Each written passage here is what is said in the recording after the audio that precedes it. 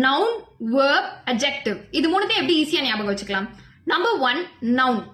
Noun அப்படின்றது வந்து பெயர் சொல்லி அழைக்கக்கூடிய எல்லாமே நவுன் தான். சோ அதனால தமிழ்ல நவுன பெயர் சொல் அப்படின்னு சொல்லுவாங்க. அது ஒரு இடமா இருக்கலாம், ஒரு பொருளா இருக்கலாம், இல்ல ஒரு நபரா இருக்கலாம். Anything that you can name is a noun. For example, I'm eating an apple. There is a cat அப்படின்னு சொல்றேன்.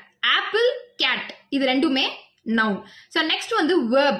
verb அப்படின்றது வந்து ஒரு செயல், ஒரு வினை. அதனால அது வினை சொல் அப்படின்னு சொல்லுவாங்க. இப்போ அந்த நவுன் என்ன பண்ணுதுன்னு ஒரு கேள்வி வைக்கிறேன். What is the cat doing? It's sleeping. So sleeping அப்படின்றது தான் அதோட செயல். So it is a verb. So number 3 வந்து adjective. adjective அப்படின்னா அந்த நவுனை பத்தின பண்புகளை சொல்றது, இன்னும் கொஞ்சம் அந்த நவுனை டிஸ்கிரைப் பண்றது. So let's say I'm eating a red apple. The cat's eyes are big அப்படின்னு சொல்றேன். இதுல big and red அப்படின்றது adjective.